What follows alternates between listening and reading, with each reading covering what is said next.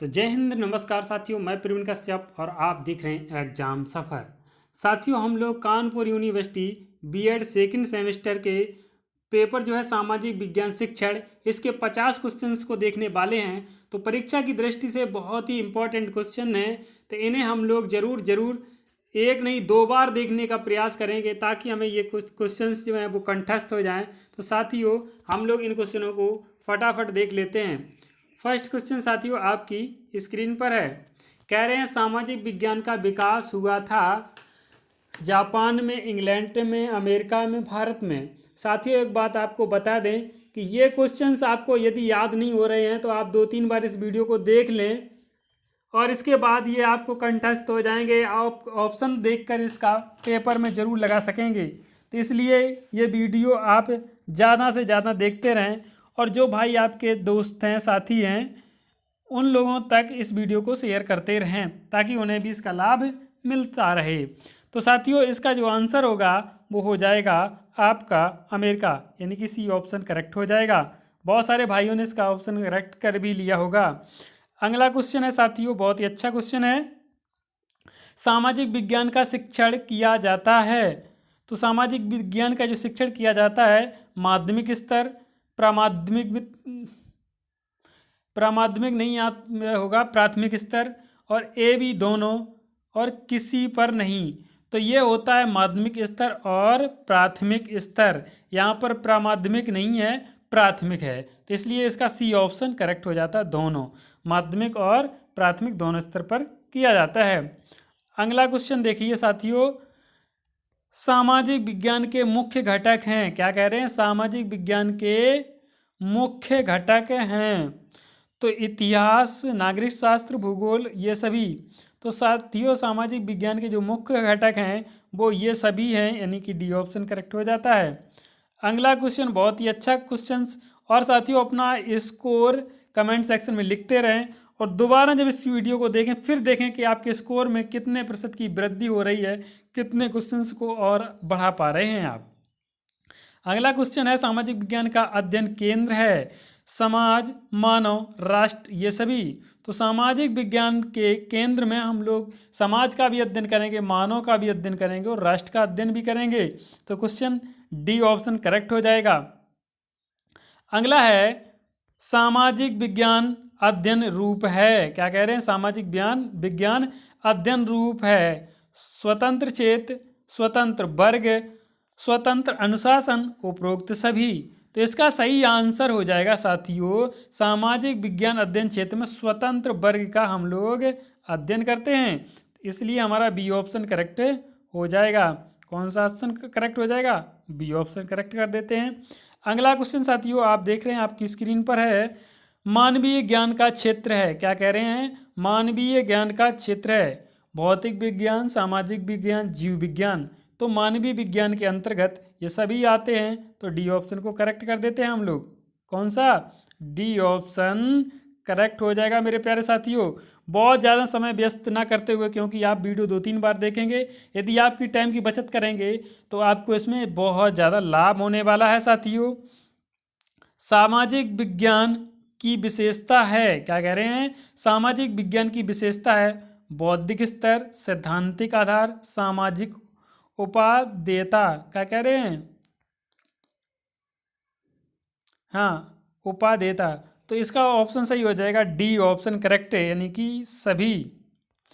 अगला 8वां क्वेश्चन कह रहे हैं, सामान्य से विशिष्ट की ओर ले जाने वाली विधि कहलाती है। सामान्य से विशिष्ट की ओर ले जाने वाली विधि कहलाती है। तो ये आपका हिंदी में भी पूछा जाता है और इसमें भी दिया है, तो आप इसको कंठस्थ कर लीजिए, पेपर में कहीं ना कहीं देखने को जरूर मिल जाएगा।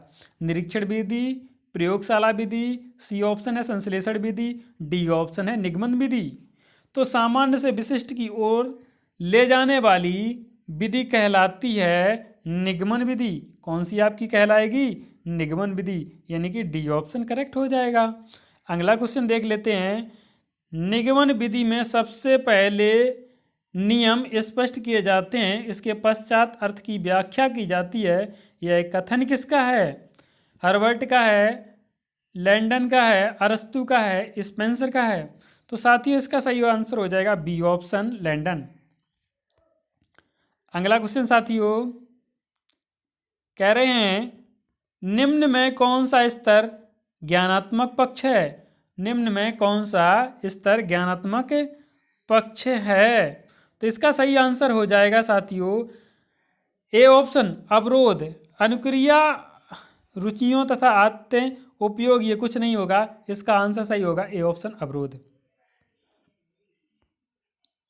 अगला साथियों क्वेश्चन 11 आपकी स्क्रीन पर है। कौन सा स्तर भावात्मक पक्ष का नहीं है। कौन सा स्तर भावात्मक पक्ष का नहीं है। ग्रहण, संगठन, मूल्य स्थापन और विश्लेषण। तो इसका सही आंसर हो जाएगा साथियों डी ऑप्शन विश्लेषण। अगला क्वेश्चन साथियों कह रहे हैं अखिल भारतीय विज्ञान शिक्षण सम्मेलन के सुझावों के अनुसार विभिन्न स्तर पर विज्ञान शिक्षण के उद्देश्यों को कब शिक्षा मंत्रालय ने प्रकाशित किया था। तो यह क्वेश्चन बहुत ही इंपॉर्टेंट हो जाता है। इसका सही आंसर होगा साथियों 1956। बिना किसी टाइम वेस्ट के हम लोग जल्दी जल्दी ऑप्शन को लगाएंगे ताकि पेपर में बहुत अच्छा कर सकें। अगला कह रहे हैं DBH ब्लूम ने सीखने के पक्षों को कितने भागों में विभक्त किया। 2, 3, 4, 5। तो DBH क्या लिखा DBH ब्लूम। तो यहाँ पर DBH से इसी से रट्टा मार लो, ये 3 शॉर्ट शब्द हैं, ब्लूम तो पूरा लिखा हुआ है, तो इससे 3 ऐसे ही मार देना। देखना पेपर में जब आएगा तब हंसी खुशी से मार दोगे तुम लोग। क्या कह रहे हैं उद्देश्य की पूर्ति के लिए शिक्षक को कई छोटे छोटे लक्ष्य बनाने पड़ते हैं। प्राप्त उद्देश्य, शिक्षण उद्देश्य, फिर कह रहे हैं शिक्षण महत्व और शिक्षा महत्व। तो इसका सही आंसर जो हो जाएगा वो प्राप्त उद्देश्य के लिए कई छोटे छोटे लक्ष्य बनाए जाते हैं। प्राप्त उद्देश्य को के लिए, ठीक है। अगला क्वेश्चन देखते हैं 15। प्राप्त उद्देश्य को तैयार करने में विशेष रूप से ध्यान रखा जाता है। विशेष रूप से ध्यान रखा जाता है किसकी। बालकों की आवश्यकताओं तथा योग्यताओं का, विषय वस्तु की प्रकृति का, विषय विशेषज्ञों की राय का, उपरोक्त सभी। तो इसमें भैया 15 में उपरोक्त सभी हो जाएगा। बालकों की आवश्यकताएं तथा योग्यता का भी, विषय वस्तु की प्रकृति का भी, विषय विशेषज्ञों की राय का भी। तो इसलिए इसमें डी ऑप्शन करेक्ट करके निकल लेते हैं हम लोग। अगला है निम्नलिखित में से कौन सी रुचि उद्देश्य है। प्राप्त निरीक्षण की सच्चाई से व्याख्या, वैज्ञानिक संबंधी कार्यों को करना, नवीन विचारों तथा खोजों को करना, नवीन प्रयोग। तो वैज्ञानिक संबंधी कार्यों का करना, इसलिए आपका बी ऑप्शन करेक्ट हो जाता है। अगला क्वेश्चन कह रहे हैं निम्न में प्राप्त उद्देश्य है। क्या कह रहे हैं निम्न में प्राप्त उद्देश्य है ज्ञान देना, चिन्ह या सूत्र, संबंध का ज्ञान, सिद्धांत का ज्ञान। तो इसका सही आंसर हो जाएगा निम्न में से प्राप्त उद्देश्य है सिद्धांत का ज्ञान। सिद्धांत का ज्ञान। 18। उद्देश्यों के भावात्मक पक्ष का वर्गीकरण सन 1964 ईस्वी में किसने किया था। तो इसका सही आंसर क्या होगा फटाफट कमेंट में बताइए। ब्लूम ने, क्रथवाल ने, मसीहा ने, उपरोक्त सभी। तो भैया ये जो आंसर इसका होगा ये हैं इसके उपरोक्त सभी ने कहा था। बहुत इम्पोर्टेंट क्वेश्चन। अगला मिलर विधि किस प्रकार के उद्देश्यों को लिखने में सहायक है। भावात्मक, क्रियात्मक और ज्ञानात्मक, फिर है आपका मनोगत्यात्मक उद्देश्य। तो इसका सही आंसर जो होगा वो क्रियात्मक उद्देश्य होगा, यानी कि बी ऑप्शन करेक्ट हो जाएगा। क्या हो जाएगा बी ऑप्शन करेक्ट हो जाएगा। अगला नंबर 20 मनोगत्यात्मक उद्देश्य के अंतर्गत आता है। तो मनोगत्यात्मक उद्देश्य के अंतर्गत आता है रेखांकन। इसका सही आंसर क्या होगा रेखांकन। अगला क्वेश्चन है निम्न में से कौन सा पद भावात्मक उद्देश्य के अंतर्गत नहीं आता है। क्या कह रहे हैं भावात्मक उद्देश्य के अंतर्गत नहीं आता है। तो इसका सही आंसर हो जाएगा साथियों संश्लेषण। इसका सही आंसर क्या होगा? संश्लेषण। अगला क्वेश्चन है साथियों, पाठ्य पुस्तक एक महत्वपूर्ण शिक्षण उपक्रम है, यह कथन किसका है? क्रो का, डॉक्टर जॉनसन का, बी.डी. घाटे का। तो इसमें सही आंसर हम लोग लगा देते हैं डॉक्टर जॉनसन का, यानी कि बी ऑप्शन करेक्ट करके आगे निकल लेते हैं। अगला क्वेश्चन, विद्यार्थी पुस्तकों के विषय में अत्यधिक और सत्य के विषय में बहुत कम जानते हैं, यह कथन किसका है साथियों? तो यह है टी.एच. ग्रीन का। टी.एच. ग्रीन, भैया इन्होंने हरी झंडी दे दी होगी, ग्रीन ने ये कह दिया होगा, क्या दिक्कत है? पाठ्य पुस्तक एक साधन है जिसके माध्यम से अध्यापक किसी विषय को कक्षा के सामने प्रस्तुत करने में समर्थ होता है। यह कथन किसका है? तो ये भैया मैक्स बेल ने कहा था। किसने कहा था? मैक्स बेल ने कक्षा की घंटी बजा दी। क्या हुआ? मैक्स बेल ने कक्षा की घंटी बजा दी।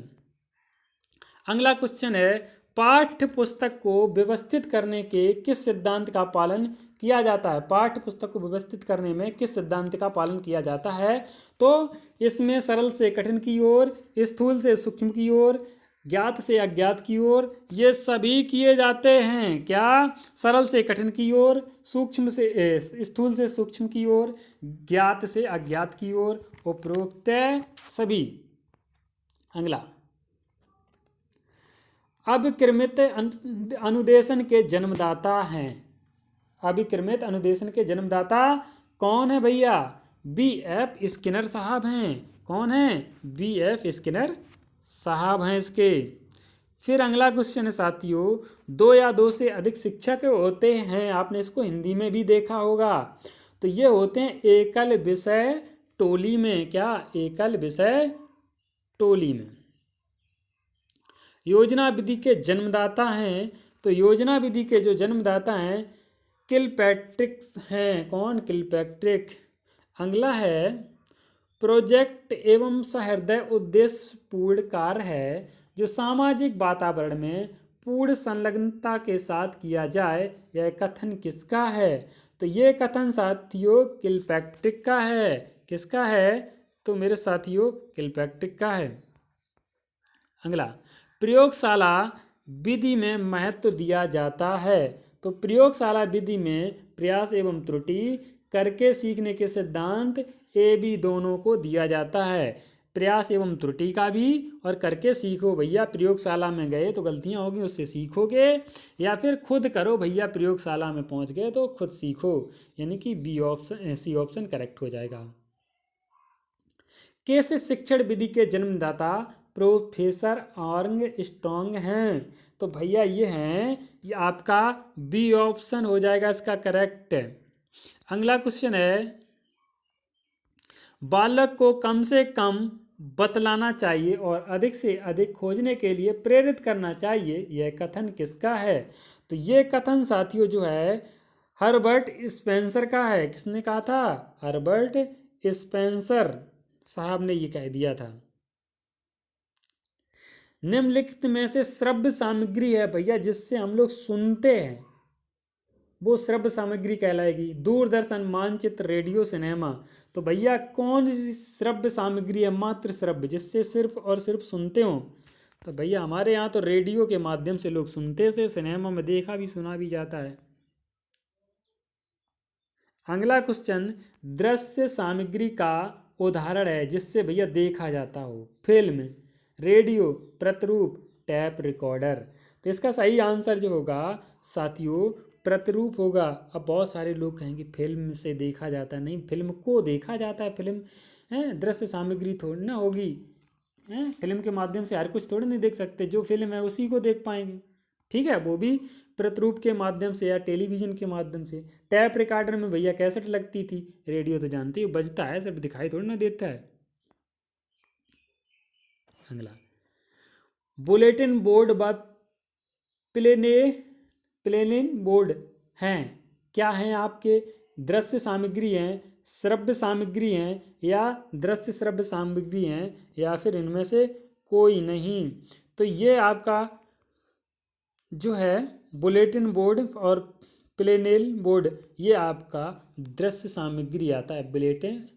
बुलेटिन बोर्ड से याद रखना भैया, बुलेटिन बोर्ड दृश्य सामग्री में आता है, ये संज्ञा जुड़े हैं भैया। अगला क्या कह रहे हैं, रेडियो है। अभी तो आपने लगाया ही था रेडियो। श्रव्य सामग्री क्या है, तो रेडियो थी, तो रेडियो क्या है, श्रव्य सामग्री। इसमें क्या है, अगला क्या है, प्रोजेक्टर है, सॉफ्टवेयर है, हार्डवेयर है, और यूपीएस है, सरल हार्डवेयर है। तो ये आपका जो प्रोजेक्टर है वो सरल हार्डवेयर है, तो इसका डी ऑप्शन करेक्ट हो जाता है। प्रोजेक्टर के माध्यम से बहुत सारी चीज़ें दिखाई जाती हैं, आपने देखा होगा। अब तो डिजिटल बोर्ड चलने लगा है। भारत में रेडियो प्रसारण का नाम आकाशवाणी हुआ था, तो ये 1957 में हुआ था, यानी कि सी ऑप्शन करेक्ट कर देते हैं।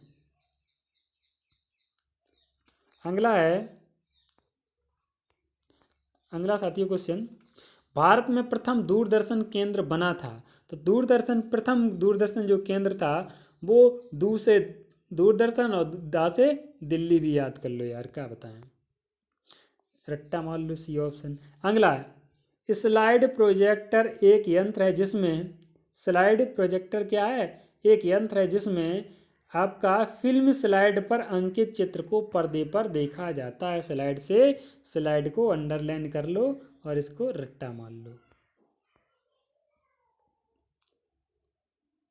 41, स्लाइड प्रोजेक्टर का मुख्य अवयव जो उसकी गुणवत्ता को निर्धारित करता है क्या कहलाएगा, प्रक्षेपी लेंस कहलाएगा। स्लाइड प्रोजेक्टर का मुख्य अवयव जो उसकी गुणवत्ता को निर्धारित करता है, तो प्रक्षेपी लेंस के माध्यम से उसकी गुणवत्ता पता चलती है। बोले कैसा लेंस है वैसा प्रतिबिंब अच्छा देगा। अगला है 42, मूल्यांकन एक क्रमिक प्रक्रिया है जो संपूर्ण शिक्षा प्रणाली का एक महत्वपूर्ण अंग है। वह केवल शैक्षिक उपलब्धि के मापन में ही सहायता नहीं देता बल्कि उसमें सुधार भी करता है। यह परिभाषा दी, तो ये परिभाषा किसने दी, बेसले साहब ने दी, यानी कि सी ऑप्शन करेक्ट हो जाएगा। अगला क्वेश्चन, मूल्यांकन व्यक्ति अथवा समाज या दोनों दृष्टि से उत्तम है अथवा वांछनीय है उसको मानकर चला जाता है, यह कथन है। तो ये कथन रेमर्स का है, बी ऑप्शन सही हो जाता है। 44, कह रहे हैं ई बी बेसले के अनुसार मूल्यांकन एक प्रक्रिया है। तो मूल्यांकन एक प्रक्रिया है, कैसी है, मूल्यांकन एक व्यापक प्रक्रिया है। फिर कह रहे हैं 45 में, मूल्यांकन उद्देश्य केंद्रित होता है, मूल्यांकन और उद्देश्य में घनिष्ठ संबंध होता है, मूल्यांकन एक व्यवस्थित पद्धति है, उपरोक्त सभी सत्य हैं। तो भैया इसका जो है वो उपरोक्त सभी हो जाएंगे। मूल्यांकन उद्देश्य केंद्रित होता है, मूल्यांकन और उद्देश्य में घनिष्ठ संबंध होता है, मूल्यांकन एक व्यवस्थित पद्धति है। इसलिए सब में मूल्यांकन जोड़कर देखिए, बनाइए, वाक्य बन जाते हैं, तो सही आंसर सभी हो जाएंगे। 46, प्राथमिक कक्षाओं में किस मूल्यांकन विधि का प्रयोग किया जाता है। तो प्राथमिक कक्षाओं में निरीक्षण विधि का प्रयोग किया जाता है। अगला, मूल्यांकन के कितने सोपान होते हैं। तो मूल्यांकन के भैया 3 सोपान होते हैं। मूल्यांकन के कितने सोपान होते हैं, 3। मापन पूर्णतया ... होता है, तो अनिश्चित मापन जो होता है वो अनिश्चित होता है। अगला कह रहे हैं परीक्षण कितने प्रकार के होते हैं। तो परीक्षण साथियों जो हैं वो आपके 3 प्रकार के होते हैं। परीक्षण कितने प्रकार के होते हैं, 3 प्रकार के होते हैं। अगला